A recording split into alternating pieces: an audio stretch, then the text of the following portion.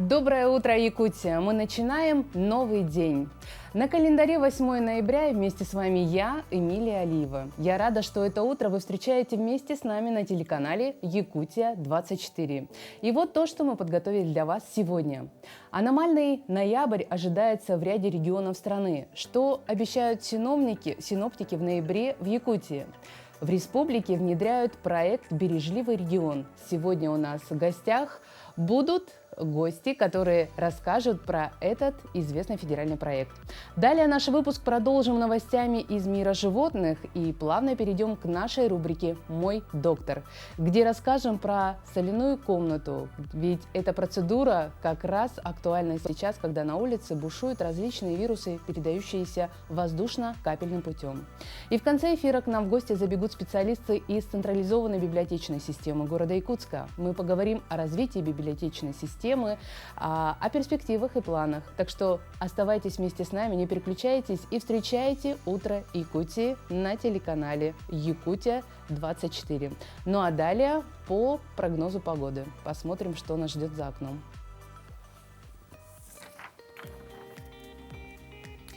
В центральных районах республики сегодня погода от минус 32 до минус 34 градусов по Цельсию.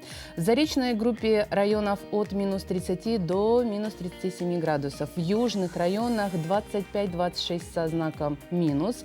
В Вилюйской группе чуть поменьше, минус 23, минус 33. В Нижнеленских минус 28 и 29 со знаком минус.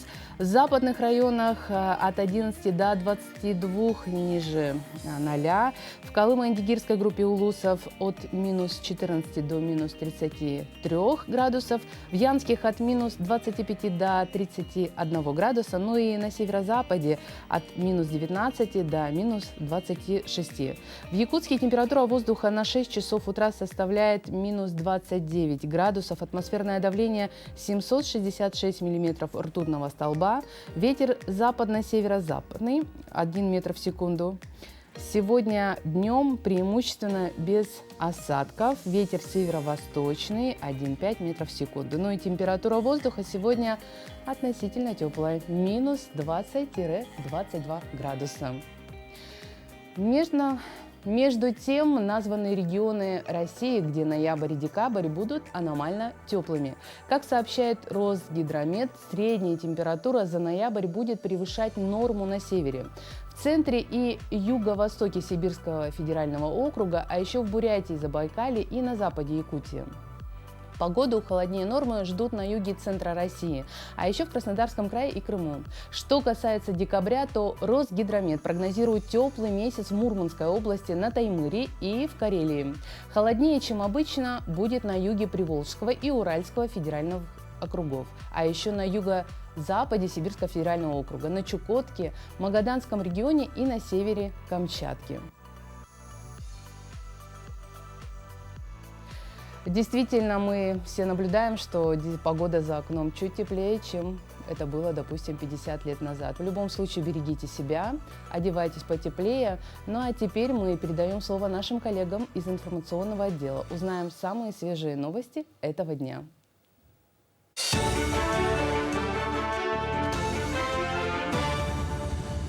Коллеги, доброе утро. Доброе утро, Якутия. Сейчас блок новостей. Сегодня день памяти Дмитрия Солунского. В народе его называют просто Дмитриев день. Великомученик Дмитрий Солунский при жизни искоренял языческие обычаи и продвигал в массы христианство. Православные верующие из года в год вспоминают святого 8 ноября, читают ему молитвы и прикладываются к иконе. Согласно православному календарю, верующие просят великомученика помочь на поле брани, даровать мужество и терпение, а также вернуть здоровье глазам. К Дмитрию Солунскому обращаются с молитвами в храме. Принято посещать церковь, чтобы перекреститься возле иконы, очиститься от порочных мыслей и настроиться на благие деяния. В России появится обновленный электронный реестр апостилий, представленных на документах об образовании или квалификации, сообщается на сайте правительства. Апостиль – это штамп, проставляемый органом власти на российском официальном документе и удостоверяющий подпись должностного лица. Апостиль используется для подтверждения за границей законности и подлинности выданного в России документа. Согласно постановлению, реестр апостилий интегрируют с государственными информационными системами, чтобы граждане могли получать выписки о проставленном апостиле через портал госуслуг. В Якутии торжественно открыли юбилейный 50-й мост. В Ленском районе завершили строительство и реконструкцию мостового перехода через реку Нюя на дороге Мухтуя. Его протяженность порядка 184 метров, с подходами длиной 1,5 километра, с твердым покрытием. Реконструкция продолжалась 2 года. Мост состоит из 3 металлических пролетов длиной по 60 метров. Этот мост реконструирован за счет средств федерального бюджета по нацпроекту «Безопасные и качественные дороги». Мост является стратегическим, так как Ленский район – один из основных промышленных центров республики, располагает богатыми месторождениями нефти и газа. В этом году это 3-й по счету большой мост. Ранее ввели 2 моста через реку Тампарук и реку Менкюле на региональной дороге Яна. Мы ставим перед собой задачу еще по ближайшие 5 лет еще построить не менее 50 мостов, малых, больших, не только на республиканских, но и на муниципальных дорогах. Ну и, конечно же, мы же ждем начала реализации мостового перехода через реку Вилюй на федеральной дороге возле Верхневилюйска. Ну и, безусловно, мы готовы начать работу со следующего года, уже начать работу по Ленскому мосту. Волонтеры начали сбор зимних вещей для военнослужащих. Принимают в первую очередь теплые ботинки, одежду, носки. Также общественное движение «Якутия с тобой» продолжает сбор гуманитарной помощи. Кроме этого, действует добровольческий швейный цех, шьют плащ-палатки, флисовые костюмы, теплые портянки и многое другое. Ежедневно трудится порядка 20 волонтеров. Они плетут маскировочные сети, делают обереги, окопные свечи и собирают посылки.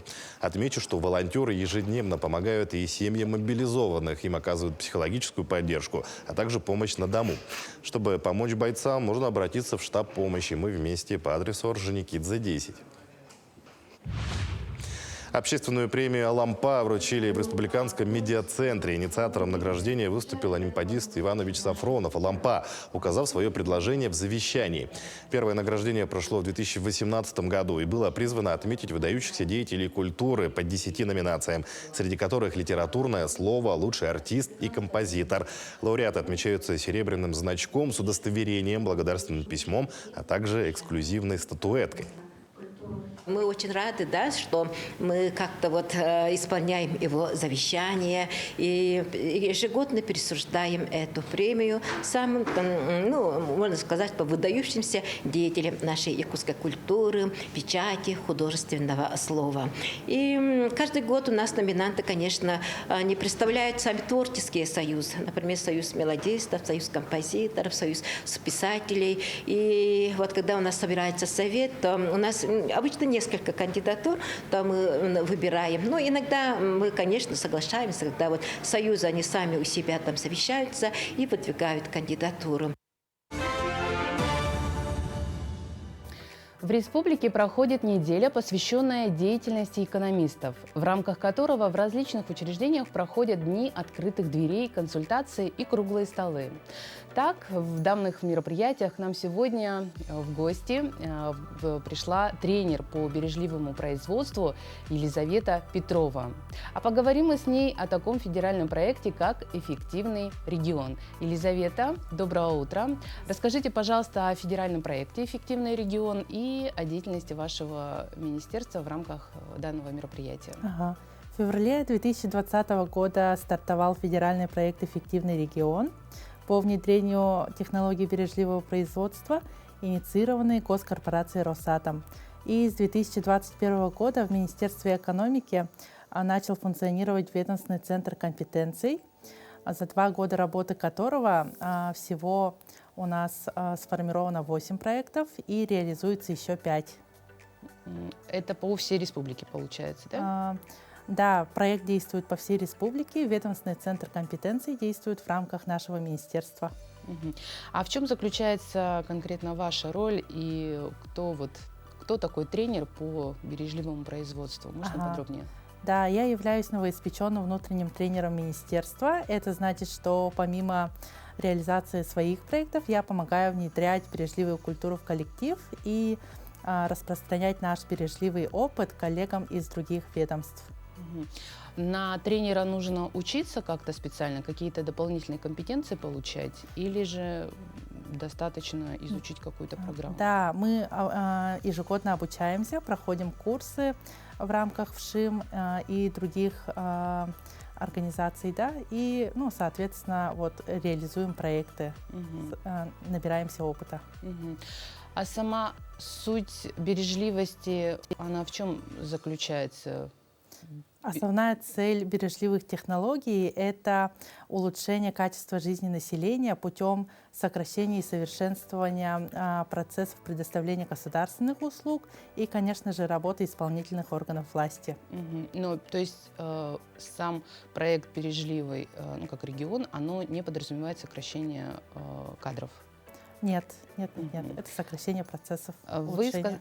Понятно, спасибо. Вы сказали, что реализуете бережливые проекты. Вот можете подробнее рассказать, какие проекты внедряете лично вы, как тренер, который от министерства Ага. руководит? На этот вопрос я отвечу так. Все проекты реализуются у нас командами. Команды состоят из, ну, в командах у каждого имеется своя определенная роль. Я являюсь владельцем 3 процессов Мгм. и членом, конечно же, вот проектных команд. Мгм. А эффективный регион подразумевает ли рассмотрение более пристальной деятельности какого-то отдельного сотрудника? Например, если сотрудник не совсем эффективный, Да, скорее в том числе. тоже, да? Да, каждый сотрудник вносит свой вклад. Он может предлагать усовершенствовать ту или иную свою деятельность, направление. И вот по заявленным предложениям мы уже начинаем организовывать вот проектную деятельность. Мгм. Но если вы следите, ну, обращайте внимание на вклад, на деятельность каждого сотрудника, если сотрудник неэффективен, с ним прощаются, либо ему помогают, скажем так, прокачивать какие-то навыки свои и дают ему еще шанс проявить себя. Да, конечно же, дают шанс проявить себя. Мы ему помогаем эффективно выполнять свою трудовую деятельность. Есть какие-то положительные уже примеры? Да, на примере нашего департамента я могу сказать, что наш департамент является одним из самых бережливых в министерстве, и это заслуга нашего руководителя Татьяны Афанасьевны Максимовой. Она является драйвером наших бережливых идей и, конечно же, руководителем всех наших проектов. Хотелось бы привести в качестве примера нашу лучшую практику. Это проект по сокращению времени разработки и согласования территориального аспекта, который формируется ежегодно в рамках среднесрочного прогноза социально-экономического развития Якутии. Данный процесс был оптимизирован посредством автоматизированной информационной системы, то есть наши муниципальные округа, муниципальные районы и городские округа свои прогнозные расчеты согласовывают с отраслевыми министерствами вот посредством этой системы. И по итогу время процесса мы сократили более чем в 2 раза, то есть с 1154 рабочих часов до 468 рабочих часов. Однако на достигнутом мы не останавливаемся. Мы запустили каскадный проект, в рамках которого планируем усовершенствовать методику прогнозирования и сократить процесс еще на 16 рабочих часов. Такие масштабные планы, и чувствуется по вашему рассказу, что колоссальная работа проводится в этом направлении. Желаем только успехов, но не могу не спросить, что у нас в эту субботу уже, да, у нас отмечается профессиональный праздник, День экономиста. С наступающим поздравляем. Спасибо. Какие мероприятия вы планируете провести в канун профессионального праздника? Ну и, может быть, расскажете о своей какой-то личной традиции празднования и планах работы. Ага. В этом году мы празднуем неделю экономиста, приуроченную к столетию образования Госплана Якутии. И в течение недели у нас проводятся экскурсии, круглые столы, семинары и другие культурные мероприятия, а также наши ежегодные конкурсы эссе и рисунков для школьников и студентов. Пользуясь случаем, хочу поздравить коллег с нашим профессиональным праздником и столетним юбилеем образования экономической службы. Пусть личные дела, как и экономика, никогда не идут на спад, и применение бережливых технологий помогает при ведении личных, деловых и даже финансовых дел. В порядок, да? Искренне поздравляю вас еще раз с наступающим праздником. Я напомню, что это у нас в гостях была Елизавета Петрова, тренер по бережливому производству. Ну а мы продолжаем нашу программу. И давайте сегодня мы вспомним, какая дата в календаре отмечается сегодня. В этот день, 38 лет назад, в Якутске родился миллионный житель республики. Тогда, в 1985 году, в честь такого знаменательного события семье Герасимовых была подарена квартира, и даже был вручен символический ключ от города и памятная медаль с сертификатом. Но с тех пор прошло уже очень много лет, демография менялась, и в какое-то время численность жителей республики сократилась. И вот в этом году, благодаря поддержке региональных властей, в июне этого года в семье Ануфриевых из Мирнинского района вновь родился миллионный житель. О долгожданном событии сообщил тогда лично глава Якутии во время празднования Исаха Туймады. Вот такая вот знаменательная дата отмечается сегодня на календаре, 8 ноября. Какие еще знаменательные события произошли в этот день, мы узнаем из нашей рубрики «Даты и события».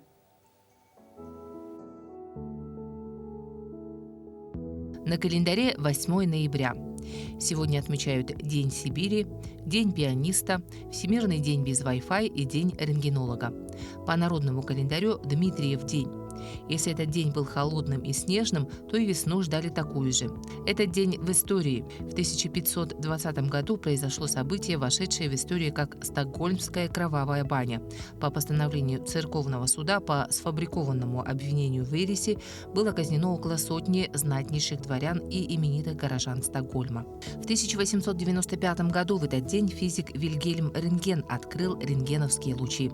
За короткий промежуток времени рентгеновские трубки нашли применение в медицине и различных областях техники. В 1943 году, 8 ноября, в Советском Союзе учрежден военный орден Победы и орден Славы 3 степеней. Им награждались рядовые и сержантский состав Красной Армии.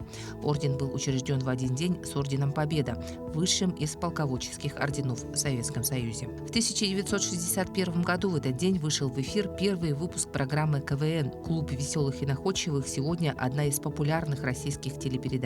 В этот день ежегодно празднуется Международный день КВН. В этот день родились Вера Комиссаржевская, русская актриса, Алексей I, патриарх Московский и всея Руси, Маргарет Митчелл, американская писательница, автор романа-бестселлера «Унесенные ветром», Андрей Попов, советский этнограф, этнолог, сибиревед, изучавший шаманизм народов Сибири, Дмитрий Язов, советский военачальник, политик, маршал Советского Союза, Олег Борисов, советский актер театра и кино, народный артист Советского Союза, Ален Делон, французский актер театра и кино, режиссер, продюсер, сценарист. В этот день увидел свет также Олег Меньшиков, советский российский актер, режиссер, педагог, народный артист России. Именины сегодня у Антона, Афанасия, Василия, Дмитрия и Марка.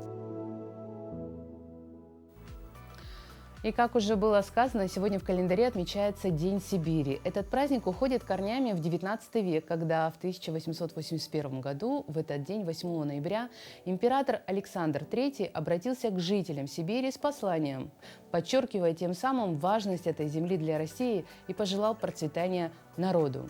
В наши дни россияне под названием Сибирь подразумевают ту территорию, которая входит в Сибирский федеральный округ. Однако, как считают географы, Сибирь не ограничивается этими регионами, и в нее входят, к примеру, и некоторые дальневосточные территории, в том числе и наша Якутия. Так что и мы, якутяне, смело можем праздновать День Сибири. Сибирь таит в себе неисчислимые богатства, начиная от бескрайнего леса, газа, нефти и заканчивая драгоценными камнями и редкоземельными металлами. Кстати, по итогам прошлого года Россия произвела более трети всех натуральных алмазов в мире. Это рекордные 35% рынка, передают информагентства. А как известно, большая часть алмазов добывается именно у нас, на территории нашей родины, в Якутии. А как вы знаете, и через руки каких специалистов проходит алмаз, добытый из недр земли, прежде чем попасть на прилавки ювелирных магазинов. Наша съемочная группа узнала, куда отправляются алмазы с рудников и какие этапы проходит драгоценный камень, прежде чем он превратится в бриллиант. Алмазы и бриллианты давно уже стали главными символами Якутии. Первые ассоциации, которые возникают с названием нашей республики, именно они. И не зря. Каждый четвертый алмаз в настоящее время в мире является якутским.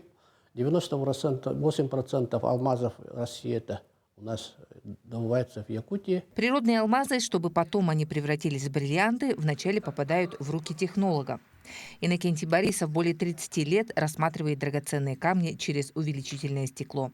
Обработка камня начинается с исследования его дефектов и особенностей. Вначале я посмотрел цвет камня, затем изучаю внутренние дефекты, и потом уже ставлю на сканер. И так как я изучил внутренность камня, дефектов нету, и поэтому сейчас рассчитываю на большой камень, чистый камень, только цвет такой коричневатый. И поэтому сейчас я по-разному рассчитываю, можно 2 равных камня.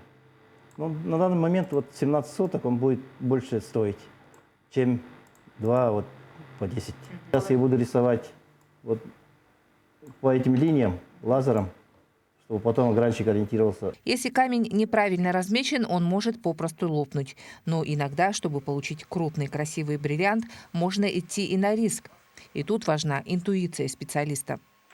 Следующий важный этап работы – распиловка.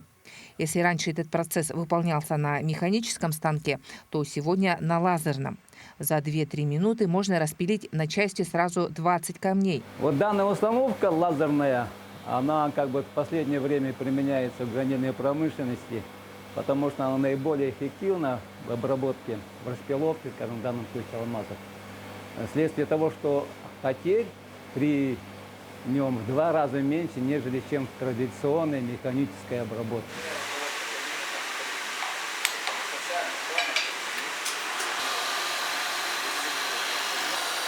Обдирка тоже один из важных этапов обработки камня. При этом избавляются от лишнего. И, наконец, камень попадает в руки огранщика. Грани должны быть ровными. Для максимального преломления световых лучей все должно быть точно, симметрично. В данное время я делаю бриллиантовую огранку круглую на 57 граней. Все камни разные. Большие камни долго, маленькие можно по-быстрому сделать. Но качество требует такую же все равно. Самое сложное судить. Устаешь. И аккуратно, внимательно. Несмотря на то, что огранка алмаза дело по большей части рутинное и однообразное, многие, кто здесь трудится не один десяток лет, видят в процессе свое особое притяжение. Размечаешь, волнуешься, бывает это как вынашиваешь ребенка. Потом рождается ребенок, при обработке это, как считаю, воспитание идет.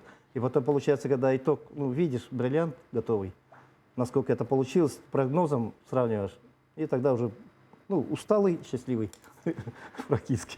Туяра Филиппова, Джулус Иннокентьев, Якутск. Продолжая тему алмазов и драгоценных камней, невозможно не отметить тот факт, что в Москве с 4 ноября, когда вся страна у нас отмечала День народного единства, начала свою работу международная выставка «Форум Россия» на ВДНХ. Разумеется, Якутия представила свою экспозицию, и, по словам очевидцев, это одна из самых лучших экспозиций. Именно там, к слову сказать, бриллианты и алмазы наши представлены. Но более подробно в материале, что еще показывает Якутия землякам и россиянам, в материале наших коллег. Сплести браслет из бисера. Я начала плести браслет на удачу и любовь. Сыграть в якутские настольные. Сколько палочек удалось выловить? 2. Увидеть сокровища севера. Вот думаем, настоящий это слиток или нет. Я вам отвечу, это копия.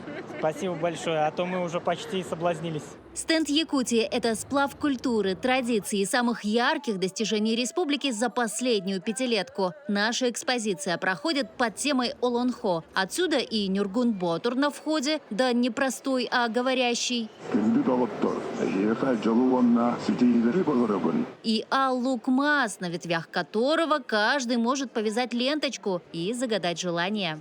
Здоровья всем желаю, благополучия, чтобы наша Якутия развивалась. Знакомство с Якутией продолжается и внутри стенда. По одному касанию гости переходят к уникальным разработкам промышленности, строительства, медицины. По прикосновению к Алтан-Серге получают заряд энергии. Студент РУДН Никита Евсеев удивлен, что предметы выставки можно смело брать в руки. У него, например, бейбир. Очень необычная вещь. Первый раз такое вижу. Как вы думаете, для чего она? Нам уже рассказали. Это чтобы от комаров отмахиваться летом. В первый день работы стенда с Якутией познакомились 15 тысяч человек. Свои достижения на выставке представили и 88 других регионов страны. Главная цель – отправиться в путешествие по России, находясь в Москве. А еще показать всю мощь достижения и масштаб нашей страны. За пару часов выставку точно не обойти. Страна огромная, и не каждый бывает, а в Якутии это очень далеко. И, конечно же, нам здесь, в сердце России, хочется показать, что мы близки к каждому и ждем вас в Якутии. Ближе Якутия станет и 12 ноября. На главной сцене ВДНХ пройдет День Республики. Так посетителям покажут обряд одевания невесты и алгыз. А узами брака друг друга свяжут якутяне Жанна Ксенофонтова и Владислав Федоров. Сама выставка России продлится полгода. Экспозиция регионов будет обновляться. Айсена Бурнашова, Виктор Олесов, Москва.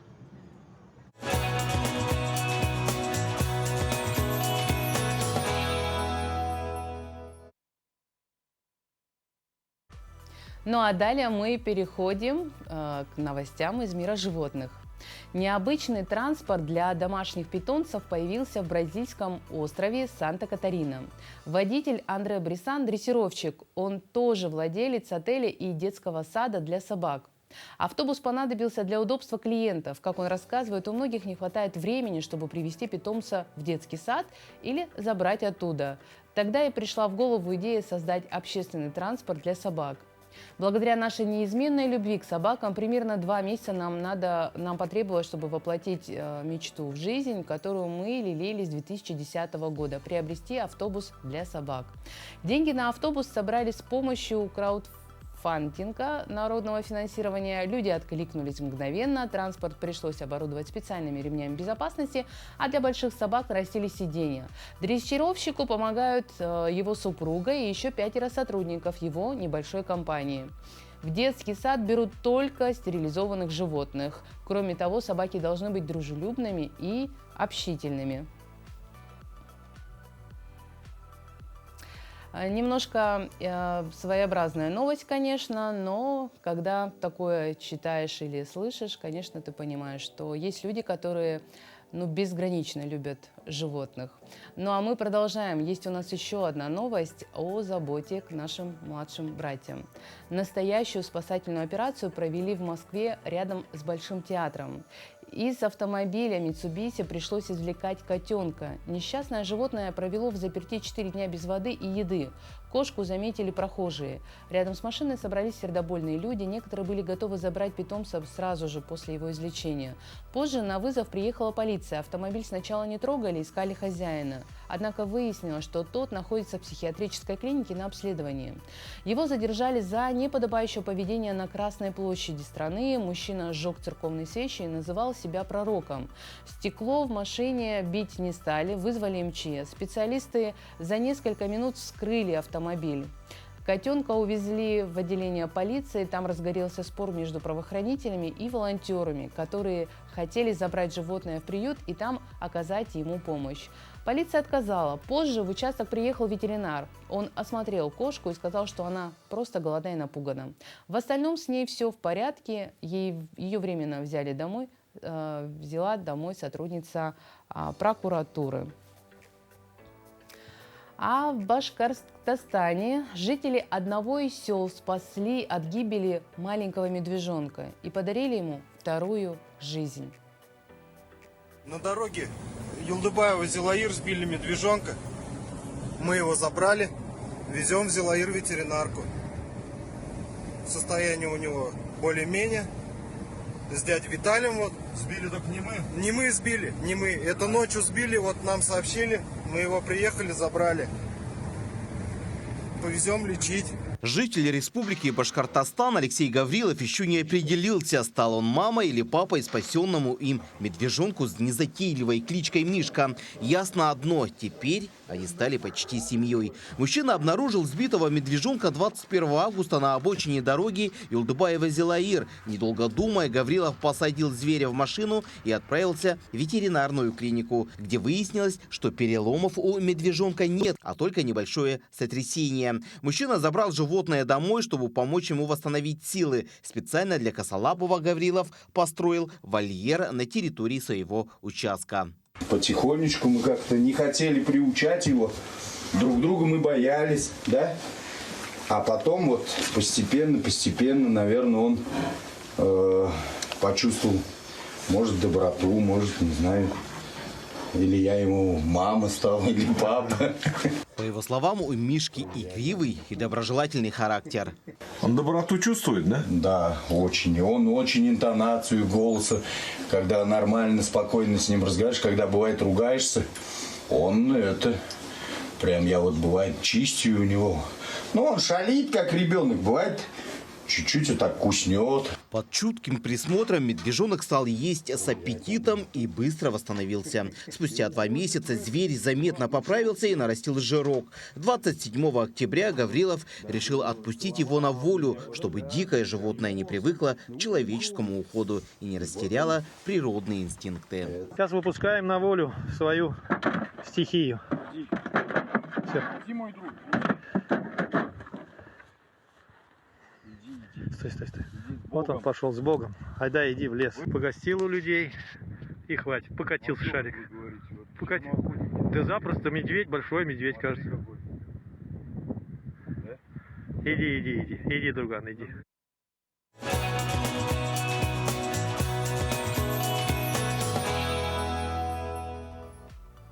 Ну а далее продолжает наш эфир постоянная рубрика «Мой доктор». Мы расскажем, как обезопасить себя от сезонных респираторных заболеваний.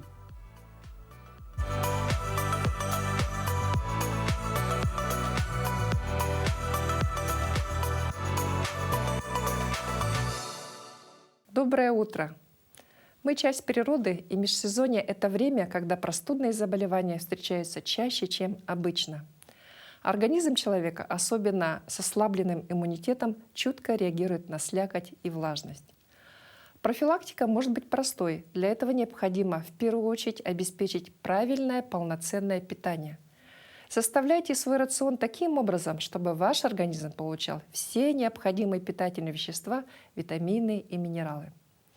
Белки и углеводы вашему организму необходимы для выработки энергии, обеспечения строительным материалом всех клеток, в том числе клеток, отвечающих за иммунитет. Удовлетворить полную потребность организма в белках можно с помощью достаточного количества мяса в рационе, тем более это характерно для нашего региона. Наиболее полезным является красное мясо, мясо птиц. Самое полезное – это, конечно, дичь, которой полны наши якутские леса. Оно содержит минимальное количество жиров и максимально усваивается. Вторым по важности источником белка являются бобовые, наиболее полезные соевые продукты. На втором месте стоят фасоль, горох и бобы.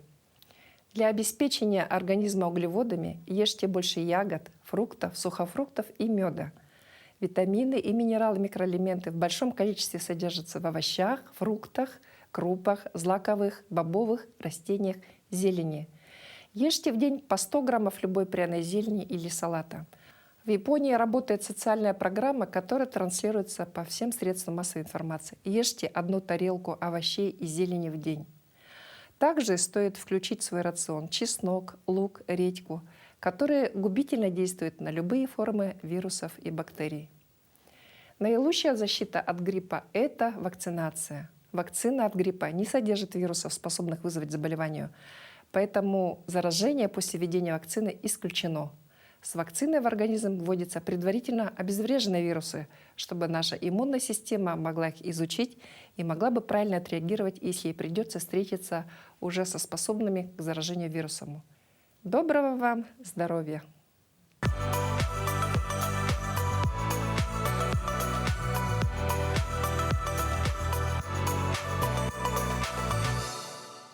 Сейчас такая пора, когда многие впадают в депрессию. Лето закончилось, зима вступила в свои права, на улице уже нету того разнообразия ярких красок. И все это в совокупности дает человеку только отрицательные эмоции. А некоторые вовсе начинают стрессовать. Как не впасть в осенне-зимнюю депрессию? Существуют эффективные и очень простые рекомендации, помогающие избежать депрессии зимой и осенью. Используя эти методы, вы не просто поднимете настроение, но и сумеете обеспечить меры профилактики от простудных заболеваний. Как повысить тонус организма осенью? С осенней хандрой помогают успешно бороться простые рекомендации, единственное условие которых – регулярность использования. Первое – это нужно делать несложные физические упражнения, регулярные прогулки на свежем воздухе. Второе – прием качественных травяных сборов из аптеки. Так хороший эффект будет от тонизирующего средства. Например, настойка элеутерококка, препараты женьшеня, спорыш, зверобой, шиповник и так далее. Третье. Разнообразное, сбалансированное ежедневное меню. Обязательное включение в ежедневный рацион сезонных овощей и фруктов, а также орехов. Следующий совет – это применение качественных минерально-витаминных комплексов, разработанных специально для детей, взрослых, беременных женщин, мужчин, людей, профессионально занимающихся спортом, а также пожилых пациентов. Пятое. Закаливание, которое необходимо проводить, если вы на него решились. Только по правилам, начиная с ежедневного контрастного душа, обтирания и затем перейдя к обливанию прохладной водой. Далее врачи рекомендуют употреблять качественную воду и натуральные соки, что отлично стимулирует работу органов ЖКТ и повышает общий тонус организма. И, наконец, последний совет – это в осенний период не стоит начинать диеты для похудения. В этот период организм должен сделать запасы. Только при соблюдении этих пунктов вы можете сохранить свой жизненный тонус и не впасть в осеннюю депрессию. Ну а в нашем регионе зима, как я уже отметила ранее, давным-давно вступила в свои права. И в это время года трудно подобрать себе соответствующий гардероб. В любимой рубрике наших телезрительниц «Советы стилиста» Дарья Габышева, как всегда, подробно делится секретами красоты, чтобы и зимой выглядеть красиво и стильно. Сегодня мы с вами поговорим о зимней одежде, которая актуальна в этом сезоне. Обязательно обратите внимание на то, чтобы ваш гардероб был максимально сочетаемый, потому что именно зимой сложнее всего выбрать для себя грамотный аутфит. Поэтому обратите внимание на наши тренды. Яркий свитер – это всегда классное вложение в зимний гардероб, потому что именно яркий свитер будет подсвечивать вашу визуальную зону и добавлять позитивного настроения в холодные зимние будни. Такой свитер отлично будет смотреться как с джинсами, так и хорошо будет сочетаться с другими вязаными брюками. Возможно сочетать с кожаными брюками и интересными юбками плиссе или, возможно, даже принтованными в клетку или полоску. Трикотажный костюм – это один из трендов сезона. Если вы обратите внимание на модных инфлюенсеров, то сразу заметите, что многие уже облачились и выбрали для себя разные трикотажные костюмы в ярких цветах. Яркие костюмы можно сочетать с тимбалендами, актуальными на данный момент дутиками или угами. Такой костюм можно дополнить интересными аксессуарами. Это могут быть ремни на талии или объемные украшения на шее. Поэтому не игнорируйте такой костюм, выбирайте как яркие, так и нейтральные цвета. Пусть лучше в этом сезоне таких костюмов у вас будет побольше, для того, чтобы их процент износа был невысокий. Объемное трикотажное платье также классно будет смотреться в вашем гардеробе. Обратите внимание на данное, оно достаточно длинное, в виде жилета. Вы можете под низ добавлять белую футболку, достаточно плотную, либо водолазку яркую в виде акцента. Также хорошо данное платье будет смотреться даже в вечернем аутфите, если вы добавите ремень на талию, длинные сапоги, которые будут заходить под платье, и яркие аксессуары на шею. Потертые джинсы сейчас как никогда актуальны. Рекомендую комбинировать их с клетчатыми рубашками. Это старая, скажем так, классика, которую вы можете носить по-разному. Рубашку вы можете носить расстегнутой поверх футболки или просто заправляя в джинсы, собирая все кожаным ремнем. А на ногах это могут быть различные ботинки, сапоги или же кроссовки. Один из самых актуальных цветов в этом сезоне – это розовый. Розовый – новый черный, говорят дизайнеры. Поэтому обратите внимание на данное платье. Это отличный вариант для стильного выхода вечером. Это может быть вечеринка, различные встречи с друзьями или романтическое свидание. Такое платье хорошо будет смотреться с сапогами-трубами, сапогами-ботфортами. Также хорошо платье можно сочетать, накидывая поверх него пиджак мужского кроя, для того, чтобы добавить в образ мускулинности. Стеганая джинсовая сумка – отличный вариант для зимы. Ее плюс именно в том, что такая сумка никогда не замерзнет и всегда будет работать по применению. С такой сумкой классно будут смотреться и куртки-пуховики, также шубы. Текстильные сумки сейчас как никогда актуальны, поэтому выбирайте разные. Вы можете выбрать как сумку-шопер, так и вот такую сумку на вот такой вот объемной цепи. Трикотажные аксессуары незаменимы в зимний период. Возможно, у вас одна зимняя куртка, а шапок должно быть много. Точно так же, как и шарфов. Выбирайте яркие акцентные аксессуары, которые классно дополнят ваш зимний образ. Именно ваш шарф, ваша шапка и варежки покажут то, какой вы человек, какое у вас сегодня настроение. Вот такие вот объемные длинные шарфы всегда будут актуальны, они вне времени. Вы можете приобретать такой шарф совершенно разных цветов и по-разному его завязывать. Шапки бини также актуальный аксессуар, может быть в разных цветах. Выбирайте шапку по объему вязки под ваш размер головы. Все должно быть пропорционально и соизмеримо. Это главное правило для того, чтобы быть стильным. Ну а мы от красоты и прекрасных советов стилиста переходим к знаниям. Сейчас в гостях у нас специалисты централизованной библиотечной системы города Якутска. В этом году им исполнилось 45 лет со дня образования. И в гостях у нас Нюргуяна Решетникова, директор Центральной библиотечной системы городского округа город Якутск, и Лада Кириллина, заместитель директора по библиотечной работе. Дорогие наши гости, доброе утро. Я хотела бы вас в первую очередь рассказать об истории централизованной библиотечной системы города Якутска и в каком году были открыты первые учреждения. Доброе утро. Доброе. В этом году исполнилось 45 лет именно централизованной библиотечной системе города Якутска. Эта организация была организована распоряжением Совета министров Якутской АССР в конце декабря 1977 года, и уже начиная с 1978 по 1982 годы шла долгая, кропотливая работа именно по централизации библиотек города. На самом деле библиотеки существовали давно, да, но именно централизация пошла именно вот 70-е и 80-е годы. А что подразумевает под собой вообще сам процесс централизации? Это распределение как-то книг между системами? Ну, допустим, если раньше вот каждая библиотека, каждый филиальчик, в большинстве филиалов работало по 1-2 человека, да, то вся нагрузка именно библиотечной работы — это комплектование книги, да, обработка книг. Допустим, книги не сразу попадают в библиотеки. Мы покупаем, обрабатываем, даем инвентарные номера. Но там очень большая внутренняя работа. Я немножко знакома. Знаете почему? Потому что первая трудовая запись моей книжки — это именно библиотекарь. Мне было лет 13-14, когда я работала в библиотеке университета. Поэтому вот эту закулисную работу всю я прекрасно понимаю. Но вот именно в чем централизация, да, вот чтобы нашим телезрителям было понятно. И таким образом централизация — это одна головная центральная библиотека и их филиалы.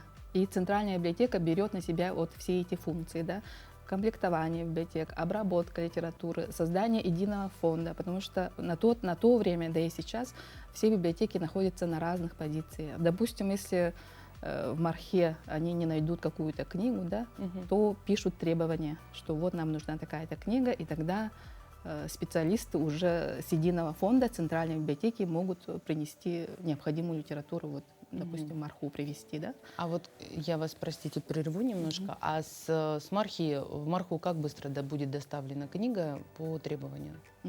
Ну, обычно у нас 3 дня идет, да? Да. В течение 3 дней мы уже обязаны предоставить в пользование, скажем, да. А потом вернуть, соответственно, после того, как... Да, конечно, это потому что это единый центр. У нас единый каталог электронный, да, поэтому с централизацией вот все эти процессы намного упростились, и библиотека стала работать более оперативно.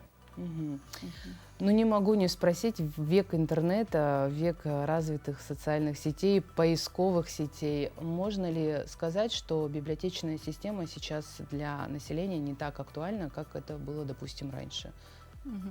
Ну, не скажите, хотя вот нам все время говорят, что стали меньше читать, да, но судя по... Развейте мифы, я буду только рада. Потому что у нас, допустим, вот за этот год уже более 1 миллиона книговыдачи. Это о чем говорит? О том, что книга востребована, да. Тем более вот сейчас все время дорожает же литература.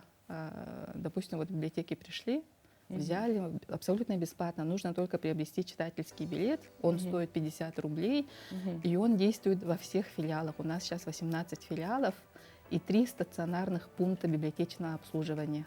Что значит стационарный пункт? Стационарные, ну, они работают какое-то определенное время, допустим, 3 раза в неделю, да? И туда приходят люди, это особенно актуально в пригородах. У нас в Капитоновке есть такой стационарный пункт, есть в Старой Табаге такой пункт, и вот совсем недавно, в июле, у нас открылось в Квартале Труда. Потому что в том районе вообще нет ни одного, скажем, культурного центра, да? Вот в Квартале Труда открыли, а есть ли спрос? Приходят уже, берут книги, читают? Ну, говорят, что есть, да? Приходят. Да, спрос имеется. Мы очень хорошо отрабатываем с резидентами Квартала Труда. Мы проводим там мероприятия, мы работаем с местным населением, с близлежащими школами, так что спрос определенно есть, да. Вот как раз я вас хотела спросить о ваших реализуемых мероприятиях, проектах, и, может быть, расскажете о каких-то знаковых изданиях, которыми особенно гордитесь. По изданиям сразу хочется отметить наш, можно сказать, буквально юбилейный справочник. Это «Имена на улицах Якутска». Это издание стало просто, наверное, самым награждаемым в истории нашего учреждения. Оно получило уже целых 3 награды, причем на всероссийском уровне. Мы были очень горды, когда получили диплом 2-й степени на всероссийском конкурсе по библиографии. Какие вы молодцы. Спасибо большое. Это очень большой труд. Над этим изданием на самом деле работа велась буквально около 40 лет, то есть чуть ли не с начала основания нашей организации, скажем так. То есть у нас было 1-е издание, 2-е, 3-е. Мы постепенно дополняли материал, очень много работали с архивом, с местным населением, потому что где мы еще найдем информацию о людях нашего города, как не у их семей, у их родственников. То есть работа за это время была проведена просто колоссальная. За 40 лет. Да, мы совершенно не удивлены, что мы получили столько наград. Вот. И совсем недавно состоялась дальневосточная выставка-ярмарка в городе Владивостоке. Там мы также получили номинацию за лучший просветительский проект библиотеки. Тоже оценили на очень высоком уровне и поощрили нас дипломом. Вот. Что касается наших проектов, то у нас совсем недавно тоже было радостное событие. Мы выиграли фонд культурных инициатив, выиграли 2 гранта. 1-й грант у нас выиграла наша краеведческая библиотека имени Белинского. В народе она известна просто как Белинка. Одна из самых известных библиотек. Когда-то она была центральной. Сейчас звание центральной перешло к смарт-библиотеке. Вот. И в конце октября у нас состоялось открытие медиа-лаборатории по сохранению якутского языка. Это очень интересный проект, потому что он нацелен как раз-таки на работу с детьми, на сохранение не только якутского языка, а языков, в том числе и коренных малочисленных народов Якутии. То есть в рамках этого проекта у нас запланировано очень большое количество мероприятий. Какие-то мероприятия уже начались, но прошло пока немного, потому что проект только стартовал, но в будущем мы уверены, что мероприятий станет больше, станет интереснее, и, конечно, мы постараемся их освещать, чтобы проект получил известность в народе. восхищена и благодарна вам за вашу работу. И вы такие вот, можно сказать, невидимые бойцы на поле вот просвещения. Поэтому спасибо вам огромное. Поздравляю вас со всеми наградами. Желаю дальнейших успехов и не меньших. Ну а мы продолжаем. И далее нашу программу продолжают новости.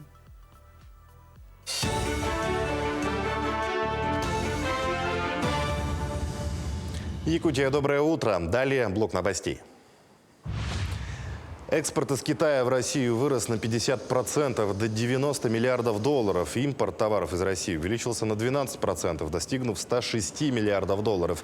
Таким образом, положительное сальдо России составило 16 миллиардов долларов, понизившись на 53%. Наибольшую долю стоимости ввозимых из России в Китай товаров обеспечивают природный газ, нефть, уголь. Среди других ключевых статей импорта – древесина, медь и медная руда, морепродукты и топливо. Китай поставляет в нашу страну широкий перечень продукции. Заметная ее доля приходится на промышленное и специализированное оборудование, смартфоны, обувь, игрушки, кондиционеры и компьютеры, а также транспортные средства. Бесплатную вакцинацию от бешенства в государственных ветеринарных клиниках нужно проводить отечественными препаратами. Запросы с таким предложением решил отправить первый зампредседателя Комитета Госдумы по экологии, природным ресурсам и охране окружающей среды Владимир Бурматов. Он считает, что государственные услуги должны оказываться с применением отечественных препаратов.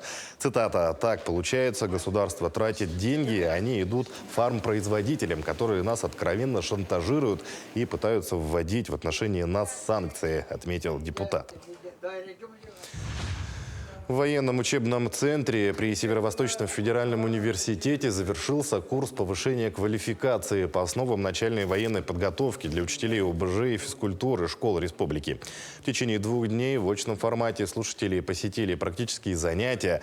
Также в ВУЗ СВФУ проходит военная подготовка студентов федерального университета, которые обучаются по программам подготовки сержантов и солдат запаса. В настоящее время идет отбор из числа студентов бакалавриата и специалитета для поступления на обучение по программе «Солдат запаса». 2-дневные курсы 16 часов, полностью очное обучение, где мы показывали практические занятия по правильному проведению занятий по огневой подготовке, по тактической подготовке, по инженерной подготовке, по строевой подготовке, а также проведению занятий по общевоинским уставам. Кроме этого, мы вот сейчас конкретно идут занятия по тактической медицине, где показываем новые совершенно приемы оказания помощи и самопомощи военнослужащих на поле боя. На базе автодорожного техникума стартовал муниципальный этап компетенции «Бережливое производство» чемпионата по профмастерству «Профессионалы». Участвуют 5 учащихся городских школ. Среди юниоров эта компетенция проводится впервые. В прошлом году чемпионат проводился в презентационном формате. Под бережливым производством понимают методы ведения хозяйственной деятельности, направленные на оптимизацию всех процессов. Это уменьшение затрат и объемов отходов, использование инновационных методов и сокращение времени создания конечного продукта. Эта компетенция очень сложная, неоднозначная, да? Очень много модулей она имеет, в отличие от других компетенций, и требует не только такой технической подготовки. Я думаю, еще немаловажно имеет публичное выступление, потому что по выполнению всех модулей конкурсант должен подготовить презентацию. Ансамбль народного танца «Сандар» Якутской городской гимназии стал обладателем гран-при международного фестиваля «Русский Харбин» в Китайской Народной Республике. Детский ансамбль выступил с 2 танцевальными номерами, где показана культура, жизнь и быт коренных жителей Якутии. Победа в крупном фестивале является первым большим достижением юных танцоров за пределами страны. Напомним, фестиваль традиционно проводят с 2005 года для демонстрации и сохранения русско-китайского культурного наследия Харбина. Наши гимназисты, наш ансамбль всегда участвует на общегородских конкурсах, республиканских, международных. И вот, как результат, мы видим полное гран-при, победу в конкурсе в Харбине. При помощи поддержки своих родителей зашили костюмы, очень хорошо проучаствовали и заняли гран-при. Этим мы очень гордимся от имени лица всех наших гимназистов и учителей и администрации. К текущему часу это все новости. Всего доброго и удачного дня. Мы продолжаем нашу утреннюю программу под названием «Утро Якутии». Международная детско-юношеская премия «Экология. Дело каждого» Роспотребнадзор объявила с 1 ноября акцию «Новогодняя эко-игрушка». Участвовать в ней могут все желающие, вне зависимости от возраста. Цель акции – показать, как вторичное использование отходов и ненужных вещей позволяет уменьшить вред экологии и при этом дарит радость и позитивные эмоции. Творческие группы принимаются с 1 ноября по 1 декабря 2023 года, сообщила глава Федеральной службы по надзору в сфере природопользования Светлана Родионова. По условиям акции необходимо своими руками изготовить новогоднее украшение из природных или переработанных материалов, пластика, стекла, бумаги и прислать его до 1 декабря на Эко-почту. Премии по адресу 119-017, индекс, Москва, улица Большая Ордынка, дом 29, строение 1, Эко-елка. До востребования. Именно с такой пометкой нужно отправлять работы. Ну, а мы завершаем всей нашей творческой группой наш утренний эфир в проекте «Утро Якутии». Желаем всем самого позитивного, доброго и бодрого утра, продуктивной недели. До новых встреч!